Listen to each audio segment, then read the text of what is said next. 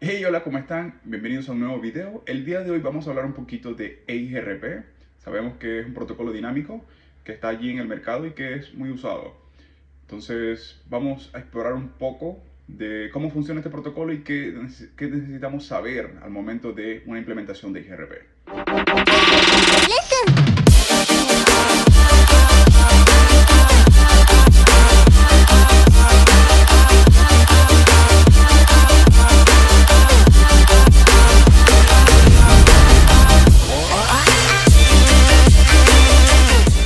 Bien, antes de comenzar, un cafecito. Sin café no podemos comenzar. Bien, ¿qué es IRP? Es IRP un protocolo avanzado de vector de distancia que combina las mejores características de protocolos de vector de distancia y estado de enlace. Eh, las capacidades claves que distinguen a IGRP de los otros protocolos son los tiempos de convergencia. También soporta PLSM, puedes hacer suponizaciones o simplemente anunciar la red completa. Él realiza actualizaciones parciales y soporta eh, para protocolos de multicapas o de multired. Y también uno de los beneficios más comunes o de los mejores beneficios que tiene IGRP es que los tiempos de convergencia y la cantidad de topologías sin loop son muy bajos. Entonces, si quieren explorar mucho más de cómo funciona IGRP, también está lo que es el RFC 7868, donde está toda la documentación de IGRP. Pero esto es a grandes rasgos lo que es IGRP. Sigamos. Cuando hablamos de actualizaciones parciales en IGRP, lo que quiere decir es que en otros protocolos, cuando tú haces una actualización, él envía la tabla de red o la tabla de enrutamiento completa. IGRP no. IGRP solamente va a hacer actualizaciones parciales cuando tienes cambios en la red.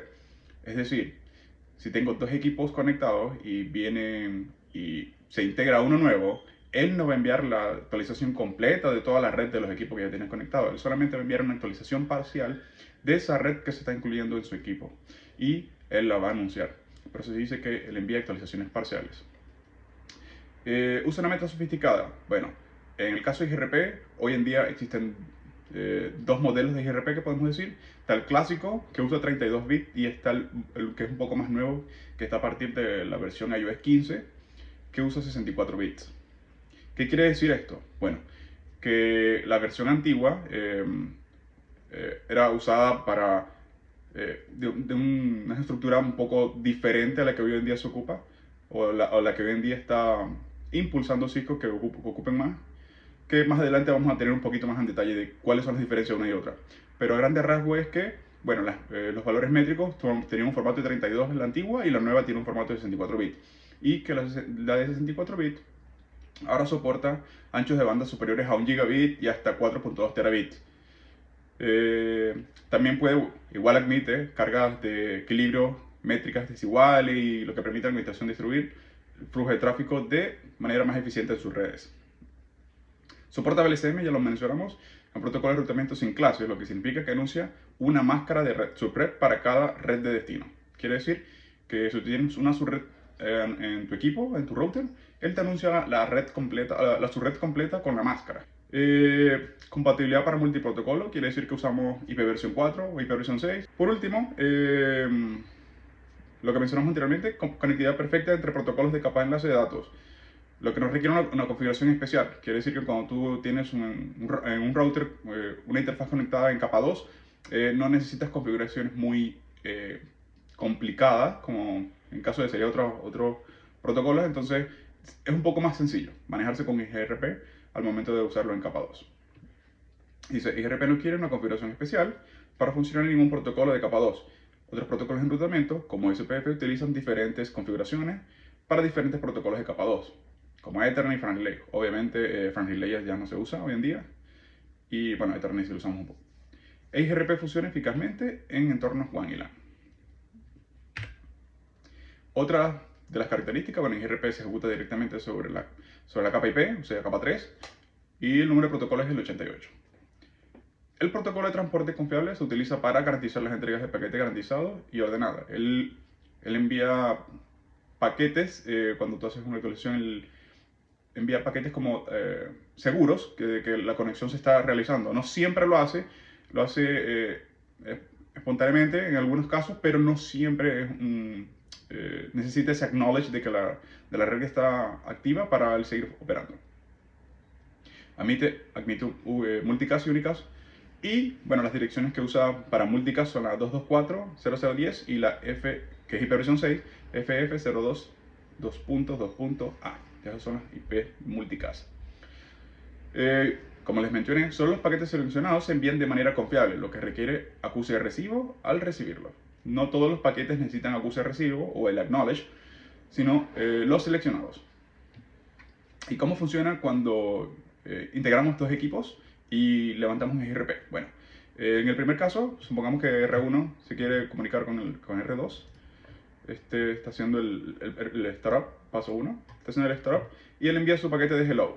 Le envía su paquete de hello, le llega a R2 y R2 debe responderle con un hello también al router 2, es decir, hello, con un paquete que no es nada más que de un descubrimiento. Luego, el R2 le envía un update.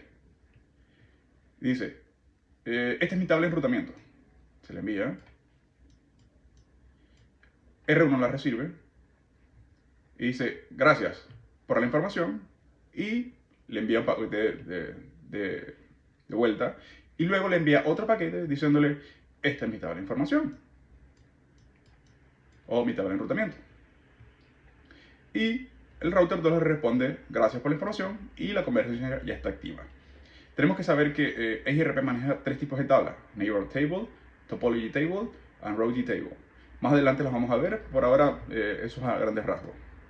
Como les mencioné, existen tres tipos de tablas: la tabla de topología, la de vecinos y la routing.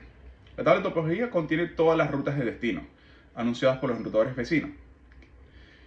Cada entrada a la tabla de topología está asociada a una lista de vecinos que ha anunciado el destino. ¿Qué quiere decir? La tabla de vecinos son las direcciones de mis vecinos. Es decir, cuando tengo dos equipos, vamos a dibujarlo por acá para hacerlo un poquito más sencillo. Aquí tengo un poquito de espacio. Tengo dos equipos y aquí tengo una conexión.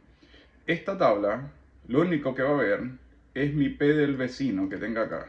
1, 1, 1. Perdón por mi número tan feo. Pero esta tabla lo único que va a contener es esta información, la IP del vecino. Entonces, eso es lo que es la tabla de vecinos.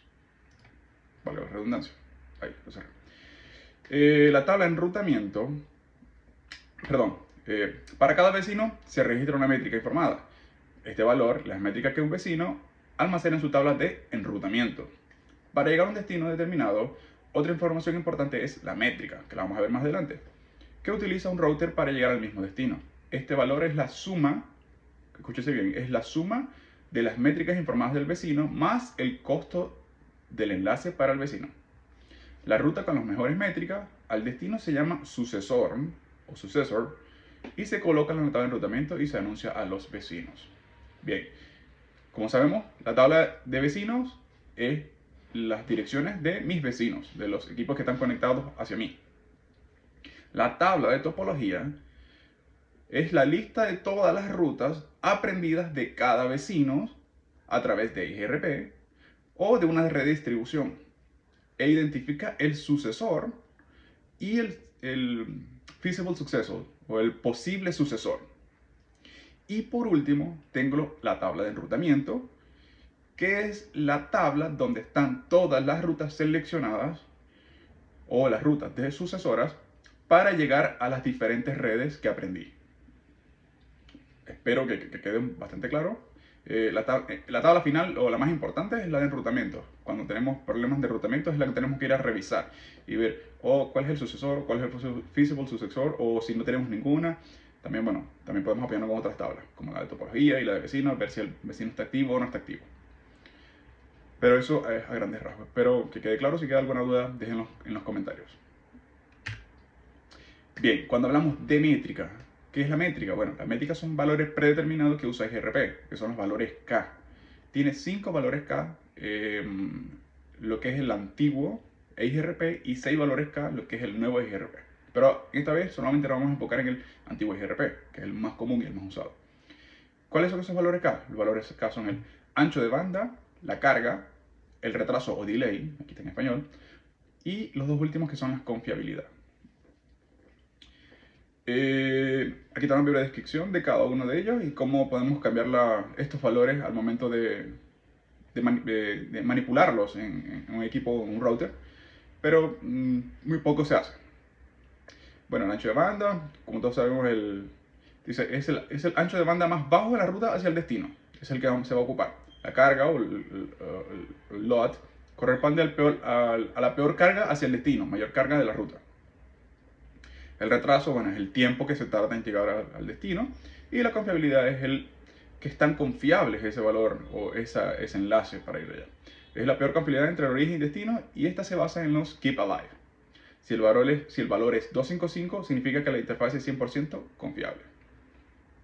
Y por último, tenemos una breve explicación de cómo podemos calcular la métrica entre varios routers. Bien, si recordamos la teoría que la vimos en el slide pasado, decía que se tomaba como ancho de banda el peor ancho de banda entre dos destinos. Es decir, tenemos la ruta 1, que es esta, y si tomamos cuál es el peor ancho de banda que hay en toda esta ruta, es esta que está aquí, de 10 megabits.